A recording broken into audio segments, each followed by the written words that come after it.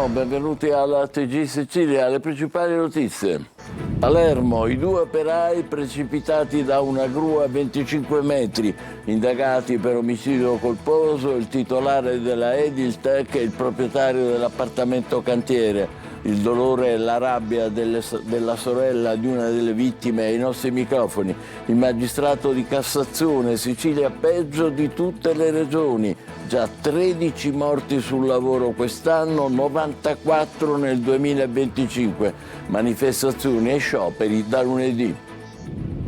Per la guerra in Medio Oriente comincia a scarseggiare il kerosene. Voli a rischio da giugno. Negli aeroporti siciliani al momento situazione sotto controllo, ma la preoccupazione non manca. Sigonella, centinaia di partecipanti alla manifestazione per dire no alla Sicilia, base logistica della guerra in Medio Oriente. Lo slogan: siamo una terra di pace. A Favignana celebrata la giornata nazionale del mare con il ministro Musumeci. I rappresentanti della piccola pesca costiera emozionano i partecipanti e i turisti alle Egadi con i canti tradizionali della mattanza. La Sicilia lancia incentivi fiscali per ripopolare i borghi, fino al 60% di IRPEF rimborsata a chi si trasferisce e investe in un immobile, misura valida 2 anni per attrarre nuovi residenti e lavoro. Catania, padre Stefan, congolese, parroco al Fortino, progetta un murales che vuol dipingere con le sue mani. Un quartiere difficile? No, dice, soltanto diverso. Calcio pari amaro a Frosinone per il Palermo, finisce 1-1 per i rosanero che restano a 4 punti dal secondo posto, diminuiscono le possibilità di promozione diretta. Serie C, Catania atteso dalla sfida cruciale di lunedì a Crotone. Viali in cerca di equilibrio dopo un avvio in panchina tra luci e ombre. Il tecnico rossazzurro in conferenza stampa: abbiamo imparato dalla sconfitta.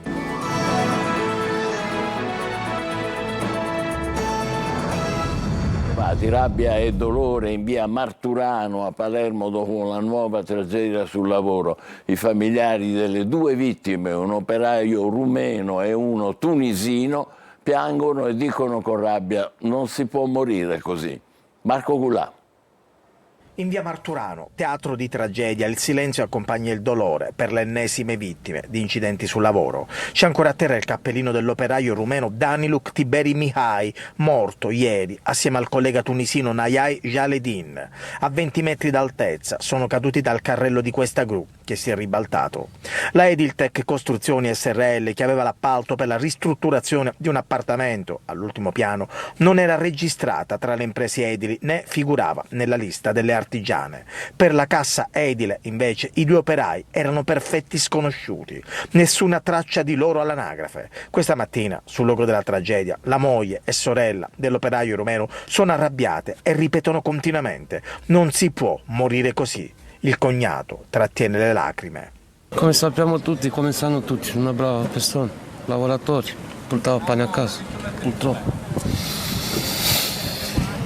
Sì, c'erano quelli che lavoravano in nero, però il mio fratello non era in nero. Dall'impresa hanno tentato di dare un senso alla loro totale assenza dei circuiti legali e ufficiali, spiegando che il lavoro dell'azienda funzionava a chiamata, una versione che non convincerebbe troppo gli inquirenti. I corpi dei 2 operai sono stati portati al policlinico in attesa dell'autopsia fissata per dopodomani. In via Marturano resta la disperazione dei familiari.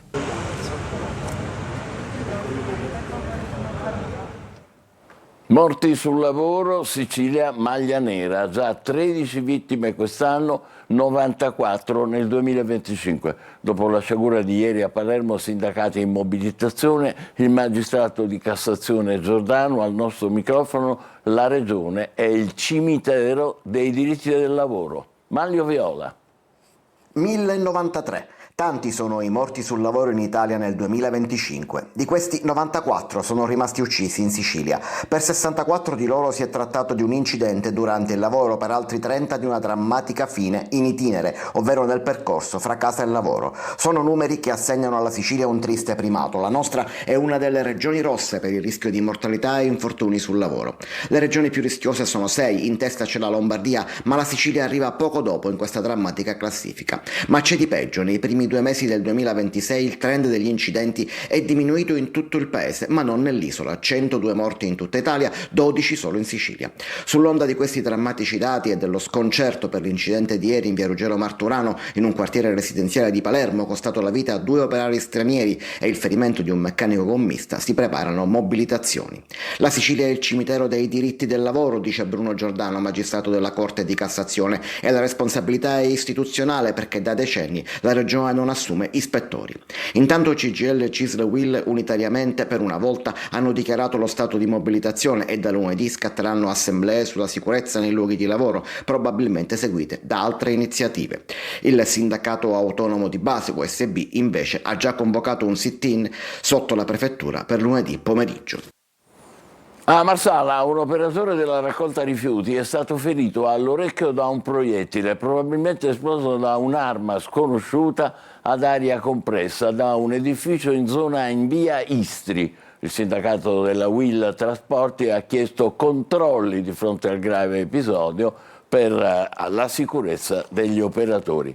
A Lipari è stato fermato dai carabinieri e portato in carcere per tentato omicidio l'uomo di origine catanese che nel primo pomeriggio di ieri ha accoltellato all'addome un coetaneo. Il ferito, operato d'urgenza sull'isola, è stato poi ricoverato al Policlinico di Messina, questo a Lipari. Guerra in Medio Oriente, il cherosene comincia a scarseggiare e la programmazione delle compagnie aeree, soprattutto per l'alta stagione turistica, quella della prossima estate, è a rischio. Negli aeroporti siciliani al momento la situazione è sotto controllo, ma per i prossimi mesi c'è già preoccupazione. Emanuela Corsi. Le riserve di cherosene stanno scarseggiando e il trasporto aereo rischia un brusco stop. Tra 3 settimane gli aerei potrebbero rimanere a terra se la situazione in Medio Oriente non cambia e lo stretto di Hormuz non riapre. È l'allarme lanciato dal direttore generale di Airports Council International Europe in una lettera inviata ai commissari UE dei trasporti e dell'energia. Gli aeroporti dell'isola continuano a reggere, ma alcune compagnie aeree stanno valutando già tagli e riduzioni. La situazione negli scali di Catania e Comiso è analoga a quella di tutti gli altri aeroporti.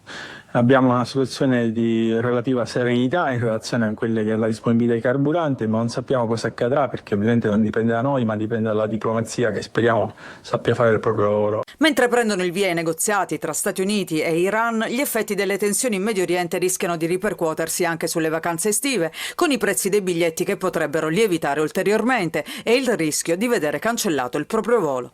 Quello che giusto oggi potrebbe essere superato domani.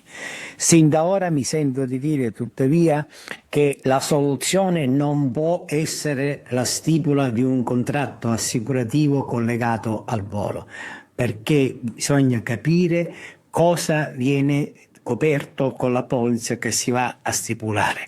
Il consumatore rischia di passare dal danno alla beffa. Tra l'altro è inutile fare la polizza per il rimborso del biglietto perché quello già lo garantisce il regolamento comunitario. Diplomazia, lo sappiamo, al via in queste ore in Pakistan. Intanto per i nostri ascoltatori alle 14.30 tornerà Il Punto di Luca Ciliberti in diretta su Telecolor e domani alle 14 su Antenna Sicilia. Si parlerà appunto del caro carburanti, degli effetti sull'economia siciliana con dati, analisi, numeri sempre ignorati dalla politica che potrebbero invece aiutare la Sicilia a superare l'emergenza. E poi ci sono i mancati controlli. Ne parleranno in studio parlamentari nazionali, giornalisti, economisti per spiegare dettagliatamente il fenomeno. Il Punto alle 14.30 su Telecolor. Sicilia, terra di pace, in centinaia in marcia per dire no alla guerra e chiedere la smilitarizzazione della base americana di Sigonella. È lì che si è svolto il corteo, i manifestanti dicono i conflitti portano soltanto morte, la pace è l'unica soluzione per lo sviluppo. Tonino De Mana. Siamo qui a gridare forte il nostro sì alla pace e un grande no alla guerra. Sì alla pace, no alla Sicilia come base logistica per colpire i popoli del Medio Oriente. Smilitarizziamo Sigonella. E proprio davanti alla base NATO di Sigonella si sono ritrovati in centinaia per ribadire il no alla guerra e al genocidio in Palestina. Slogan, striscioni e bandiere per dare un segnale forte affinché dalla Sicilia non partano droni o aerei d'attacco per colpire altri popoli. Era doveroso essere qui per testimoniare il desiderio di pace della comunità a Caltagirone che orgogliosamente rappresento. Le nostre comunità richiedono questo impegno nostro dei sindaci per spingere un movimento per la pace. Che differenza c'è tra un bambino di Militello Val di Catania e uno dell'Iran? Non c'è nessuna differenza, sono entrambi bambini, solo che uno è sotto probabilmente le macerie determinate da una bomba. Sventolano le bandiere multicolore della pace a guidare il corteo la CGIL. È grave il silenzio del governo regionale che addirittura nella riprogrammazione dei fondi strutturali mette soldi per le infrastrutture militari, non invece per scuola, sanità, infrastrutture civili. Ma c'è una guerra in diretta e colpisce anche la Sicilia, la cui fragile economia vacilla sotto i colpi del caro carburanti. La Sicilia già sta pagando dazio e mi riferisco al caro carburanti. Lei intravede l'ombra della speculazione? Intravedo non solo l'ombra della speculazione, ma intravedo il fatto che nel corso dei mesi questi prezzi potrebbero purtroppo aumentare. La pace è l'unico presupposto per lo sviluppo perché, è stato detto, la Sicilia è terra di pace. Lasciamo Sigonella, andiamo a Favignana dove il Ministero delle Politiche del Mare celebra la giornata nazionale del mare, appunto 2026. È una scelta non casuale perché l'isola è uno spazio di frontiera, un luogo fragile ma resistente contemporaneamente. Laura Spanò. L'isola di Favignana per 2 giorni location d'eccellenza della Giornata Nazionale del Mare 2026, la cerimonia di apertura all'interno dell'ex stabilimento Florio, monumentale esempio di archeologia industriale e cuore storico della pesca del tonno nel Mediterraneo, presente il Ministro per le Politiche del Mare, Nello Musumeci. Una scelta non casuale quella di Favignana, ha detto Musumeci. Qui si combatté la battaglia decisiva della prima guerra punica, ma è anche l'occasione per rinnovare il nostro appello affinché l'Italia ritrovi il senso e lo spirito del suo millenario legame con il mare, che ha un valore culturale, economico e politico. Il mare è identità per noi italiani, è storia, è passato, ma è soprattutto il futuro. È una straordinaria opportunità di crescita per i territori e di occupazione per i giovani.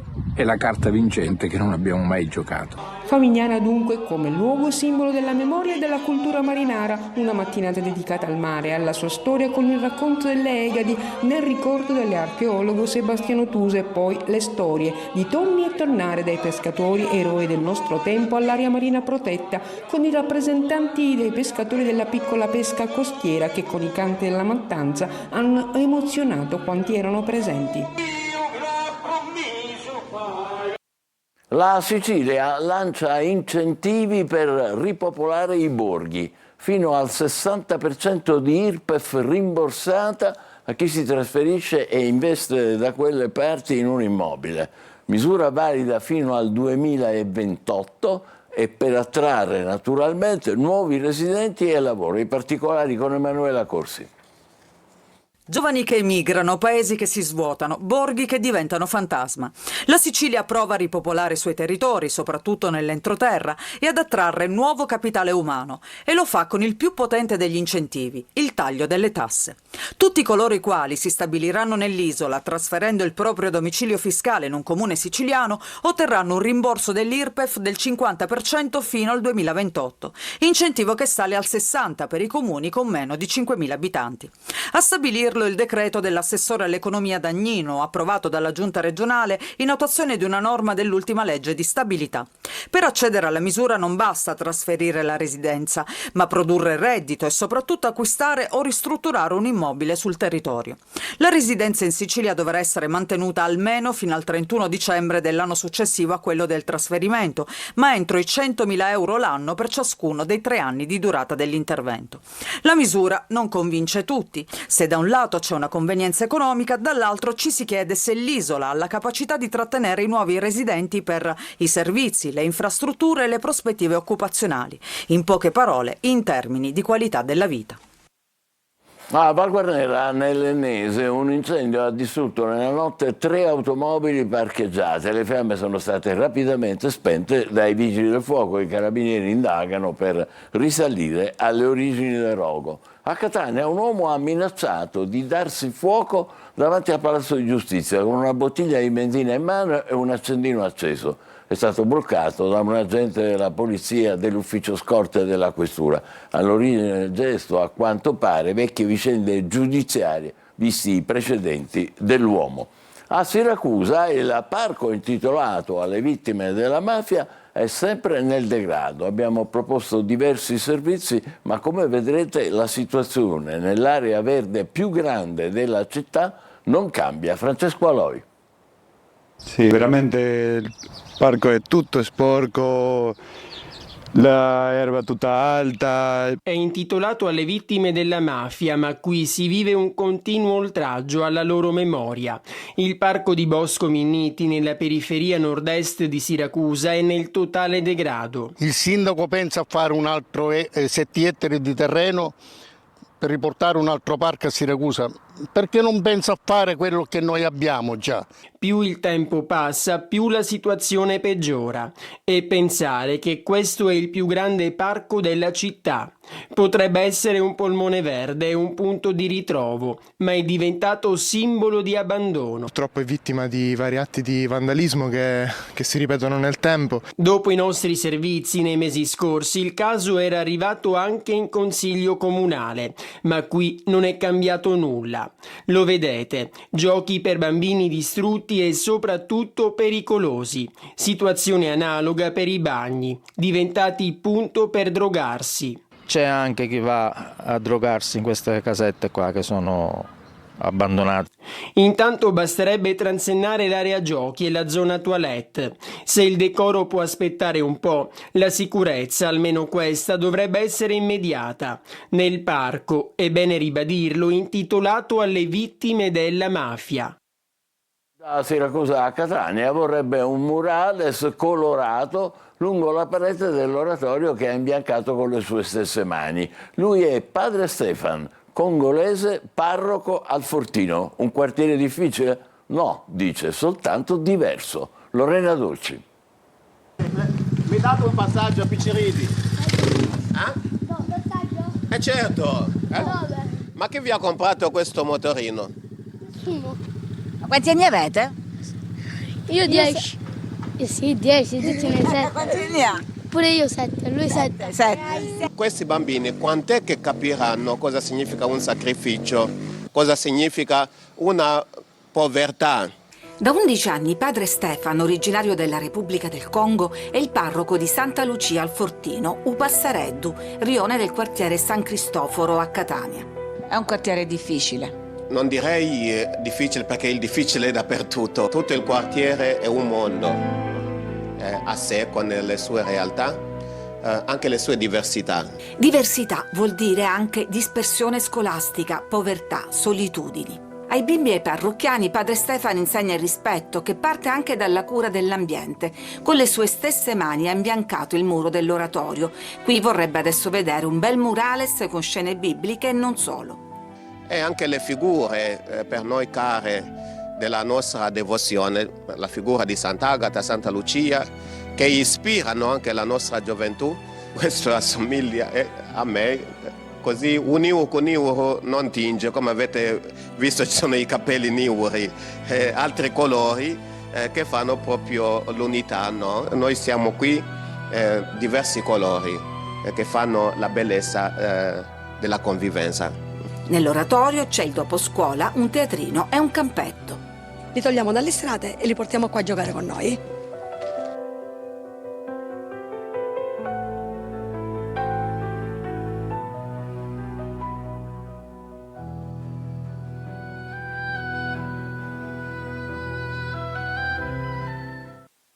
Personaggio, padre Stefan, parroco del Fortino di Catania. È il momento della nostra pausa, poi il calcio con il pareggio del Palermo a Frosinone e il Catania atteso da una sfida cruciale lunedì a Crotone. State con noi.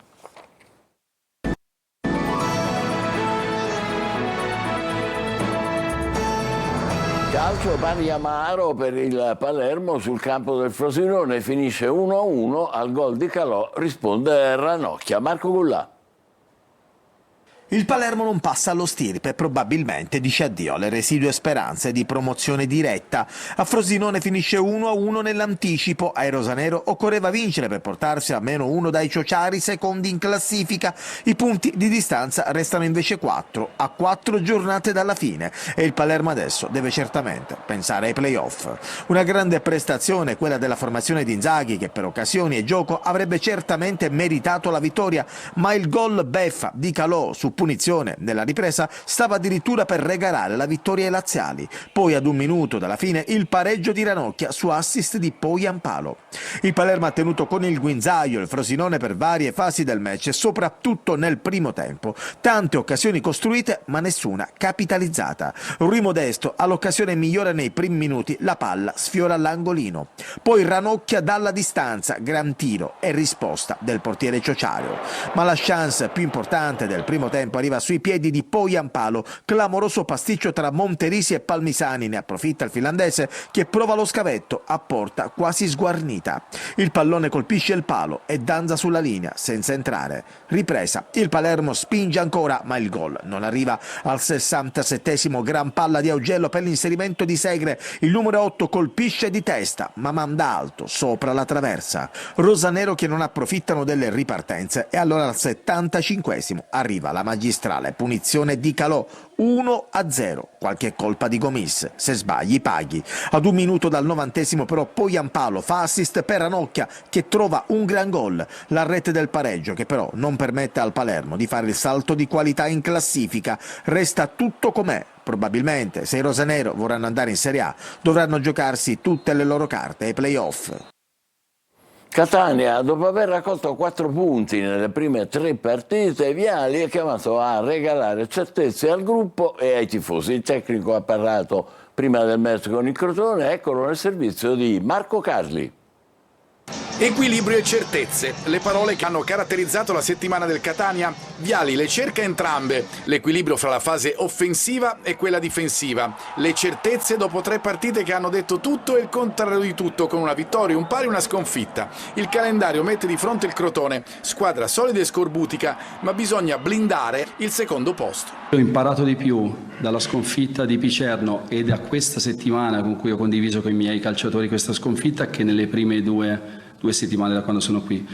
Quindi abbiamo le idee sempre più chiare, siamo convinti di quello che vogliamo fare. Auti, Menez e Casasola per squalifica. Forte vuole riprendere a dare il suo contributo in campo. Pronto Ciccerelli ad aumentare il minutaggio. Sull'ipotesi di ritorno alla retroguardia 3, Viali ammette che la squadra aveva la migliore fase difensiva del campionato, ma, dice, i gol subiti col Picerno non sono dipesi dal sistema. Al di là di tutto, serviranno mentalità e coraggio. Credo che sotto questo punto di vista possiamo crescere moltissimo in mentalità. Che mentalità vincente non vuol dire che chi vince è la mentalità vincente e chi perde no. Mentalità vincente vuol dire come si affrontano le partite, con quale coraggio. Crotone Catania sarà seguita da Telecolor con diretta stadio, collegamenti dallo Scida a partire dalle 20 di lunedì, commenti da studio e al termine le interviste in anteprima.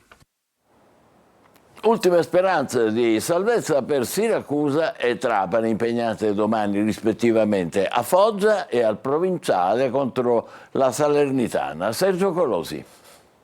Disperazione, timide speranze è l'unico obiettivo della vittoria. C'è tutto questo in Foggia Siracusa e Trapani Salernitana, ultima chiamata per alimentare la speranza dei play-out e dare un senso alle prossime 2 giornate. Chi sta davanti corre, pareggi e belle prestazioni non contano più, servono vittorie una dopo l'altra. Allo Zaccheria spareggiò salvezza tra 2 squadre divise da 3 lunghezze, con il Siracusa anche a rischio fallimento. Turati per l'aggancio in classifica ha preparato una partita d'attacco. Il modulo sarà sempre il 4-2-3-1 con una mentalità ancora più spregiudicata del solito, richiesta maggiore attenzione nella fase difensiva che ha fatto perdere tanti punti nel cammino azzurro, gli ultimi 2 con l'Atalanta Under 23. A centrocampo Riccardi favorito su Limonelli con Frisenna trequartista e Arditi in attacco. All'ultimo posto in classifica c'è anche il Trapani che ospita al Provinciale gli ex Faggiana e Cosmi, il tecnico che con i Granata sfiorò la Serie A. Oggi i tempi sono diversi, la Salernitana è scivolata al 5° posto, senza gli squalificati Tascone, Scic e Molina cerca la rimonta fino al 3° in vista dei play-off. Trapani all'assalto per i 3 punti con l'attaccante Stauschuk preferito a Battimelli. Noi ci fermiamo qui, l'appuntamento per altre notizie alle 20, grazie per averci seguito e buon pomeriggio.